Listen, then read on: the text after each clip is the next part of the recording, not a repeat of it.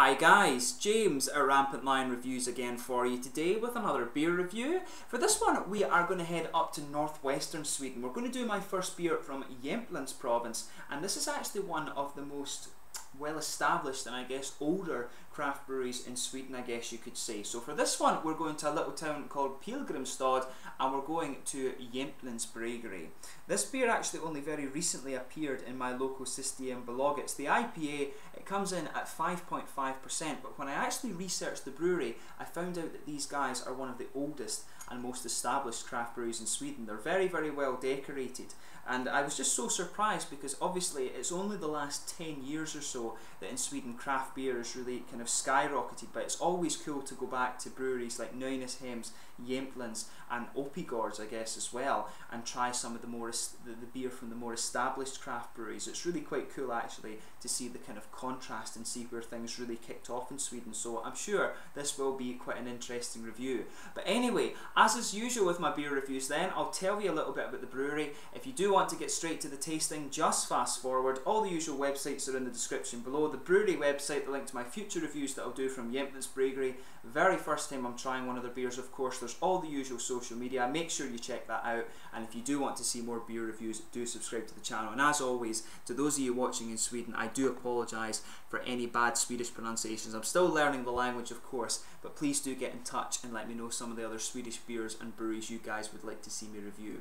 But anyway, to tell you about Jämtlands Bryggeri. So the brewery was founded back in 1995 in Pilgrimstad in Bräcke municipality in Jämtlands province in northwestern Sweden, apparently a very beautiful part of the country. But Pilgrimstad is a very small village of only about 400 people, and it's named for the well where people used to stop on their journey to Olav's holy grave in Trondheim. They used to stop here for water, and apparently the residents of the town still use this well as their water source today, and this water is of course used in the brewery's beer. But the story goes that this water was supposed to have some sort of healing qualities, and it used to heal all the ailments of these people that were on pilgrimage to Trondheim.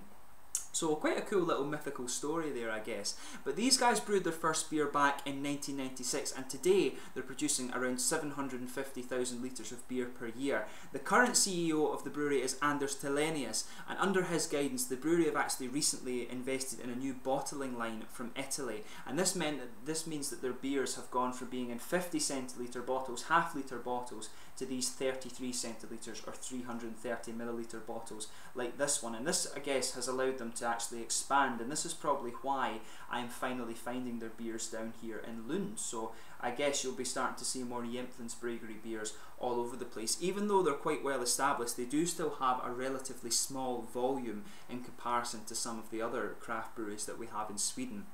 But they're actually one of the most decorated breweries in Sweden, and they do employ 11 people at 2 different sites too. So yeah, quite an interesting brewery, like I say, one of the most established in Sweden. And I guess if you want to see where the roots of Swedish craft beer brewing comes from, you want to try a beer from these guys, or perhaps from Nynäshamns as well. And Untappd are a pretty old brewery these days too, but they all produce some pretty good beer from my experience so far. But just to list the other beers you can get from Jämtlands, there's the President, which was their very first beer, Bernsten, Pilgrim, Oatmeal Porter, Poljestion, the IPA, which is this guy here, the Hell, which is a German style Helles, that one is supposed to be very good, Heaven, Jämtland Steamer and Baltic Stout. They also have some seasonal beers too. I think there was a Christmas beer, the Yule Öl, and also the Påsköl, which is the Easter beer, and they did have a Folksöl as well, which was a 3.5% version of the Jämtland Steamer. So there's a good variety of beer from these guys, which is exactly what you'd expect when they're celebrating their 20th anniversary this year. So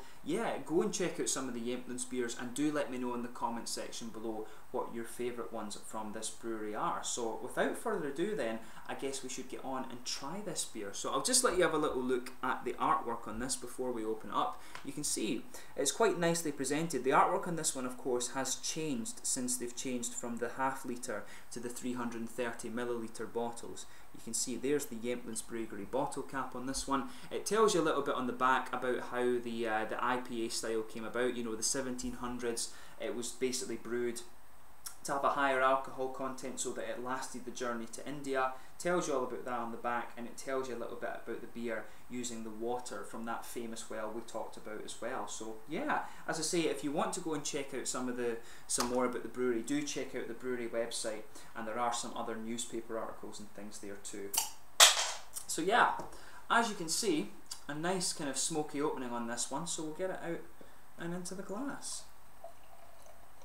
But yeah, as I say, it's always really cool to try beers from some of these more established craft breweries in Sweden, and that one actually is poured really nice. Just look at the colour of that. I'm not sure how well you can see it in this light, but if I shine it over here, you can see this is a really nice, almost kind of coppery colour actually. It looks like a really nice coppery amber. If I put my fingers behind it, you can see it's really nice and transparent there. There's a solid finger, maybe a finger and a half, of a frothy, almost creamy coloured head there. There's a little bit of bumpiness to it, but overall it looks very nice, and there's some big bubbles just sticking towards the side of the glass there, and quite a few little ones going up towards the bottom of the head. But overall this looks like a very nice beer. So let's have a look at the aroma of this one then. This one smells definitely like an English IPA, not really like an American one at all. Yeah, this one's more malty. It's got a nice caramel malt base. There's some biscuity kind of grainy character going on in there. You can smell a little bit of bread too. I almost want to say there's a bit of a kind of sweet, almost brown bready character to this one. You can smell a little bit of hoppiness too, but it actually, in terms of the aroma, it does smell a little bit like an English bitter to me. And when you sugar it up as well, it keeps that biscuity and caramel aroma that you usually expect of the English bitters. It's quite bready and really caramelly actually. Yeah, that's really nice. Once you sugar it up a little bit more, you can get some sort of grassy and slightly floral hops from this one. When I read about the brewery, they said that they import hops from America, England, Slovenia and Germany. And you can smell a little bit, there's definitely English hops that are in this one. When it's an IPA and they're talking about the tradition of the style on the back, that's exactly what you would expect. But the aroma of this beer is most definitely caramelly, quite biscuity like I say. There's a bit of bready quality in there as well, and you can detect some of the grassy and slightly floral character too. Maybe there's just a little bit of kind of citrus in there, but for me this one is definitely more of a malty aroma. So do just pay a little bit of attention to the aroma on this one before you try it for yourself. But let's get stuck into this beer now and we'll see how we get on. So this one is the IPA, the India Pale Ale, at 5.5% from Jämtlands Bryggeri in Pilgrimstad, Jämtland, Sweden. Skål!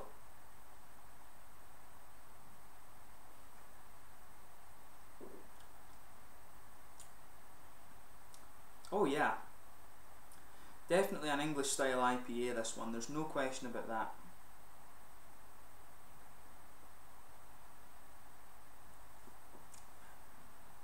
Yeah, the flavour of this one is definitely, it really reminds me of some of the English kind of real ale beers, but it tastes a lot better than some of the ones that I've had from England, right enough.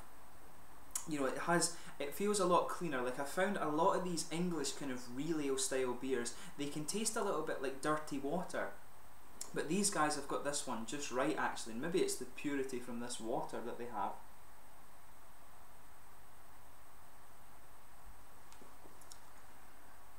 But yeah, that's quite nice. I mean, the English bitter, this beer reminds me a lot of the English bitter style. Not a style that I traditionally enjoy right enough, but this one has a lot of the character and it has a lot of the aspects of that beer that I do like, but it's a bit stronger and it has a bit more hoppy character, which is really nice. Like in the middle of the palate you've got a nice bready malt base, and on top of that you can feel these kind of dry, cereally characters that you would expect of some of these English real ales. You can feel that in the middle of your tongue. There's a little bit of biscuity, almost syrupy, kind of corn syrup sweetness in the middle of your palate, and there's a bit of a richer caramel too, but mainly it's bready and it has quite a bit of that cereal dryness in there.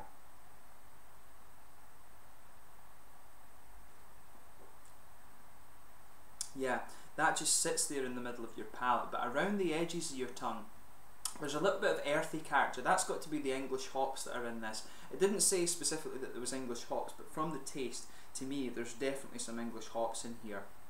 At the back of the palate you can just feel that little bit of earthiness there, and as you come further forward it's nice and grassy, and there's a little bit of floral character there too. This one's quite subtle in its flavours. This beer is all about how the flavours blend together rather than being really punchy. There is a little bit of a citrusy character just behind the front curve of the tongue there, but overall it does lean quite heavily towards the malty side of things. As I say, those cereally characters in there, some corn syrup, bit of caramel, and some of the floral grassy characters too, but it blends together very, very nicely. It reminds me a lot of the English real ales, but it has quite a bit, there's a lot more quality in the flavour of this one than there is compared to some of those English beers for me. This is nice.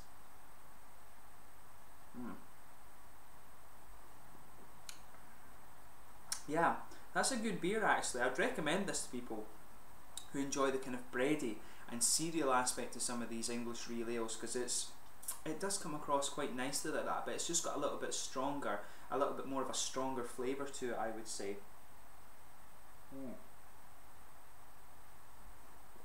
But yeah, that's quite a nice sessionable beer. Of course, it's not going to blow your mind in terms of flavour. I think it's fair to say that this one is more about how the flavours blend together and the kind of balance of the ale rather than being really punchy. But for me, this is a nice kind of enjoyable session ale. It would be good to try this on tap and just get a little bit more of that caramel sweetness out of it, but overall it is a pretty nice beer actually, a nice sessionable kind of English style IPA for me, this one. In terms of the mouthfeel of this beer, I'd say it's mid-bodied. I think I've got it at just the right temperature, probably about 5, 6, maybe 7 degrees actually. And you've got a good balance between the malt base and the hoppy side of the beer. So in the middle of the palate you've got a nice smoothness, there's a bit of a kind of cereal dryness going on in there, some hoppy dryness around the edge of the palate too, smoother towards the back where these kind of earthy characters come out in the beer, but overall it's very well balanced. The carbonation is quite smooth, mid to light bodied like I say, and just a little bit of an oily mouthfeel too. But yeah, overall this is a really quite nice session beer. It really leans more towards the English real ale style sort of thing, just with all the cereal characters and the type of hops of course that are in this beer. But if you enjoy a nice sessionable English style IPA, I can say I think you will enjoy this one. So yeah, it's been really cool to do my first beer review from Jämtlands Bryggeri. Hopefully I can go back and try one of their dark beers, and hopefully the German Helles beer that they do as well. That would be really nice. One of my favourite styles of beer. But this one is quite an interesting beer, and they're becoming more widely available since they've changed to these 33 centilitre bottles as well. So make sure you try them and do let me know your own thoughts on them. If you enjoy English real ale style beers, then check out this one. A really quite nice and well balanced sessionable beer. But yeah, I hope you've enjoyed this beer review. Thank you for watching once again. Let me know your own thoughts on this beer in the comment section below. Let me know what your favourite beers from Jämtlands Bryggeri are as well, and hopefully I can return and review some of these for you in the fairly near future. But until the next time, please like, subscribe, share, all the usual YouTube stuff. Go and check out my social media things, and I will catch you soon with my next beer review. Skål just now.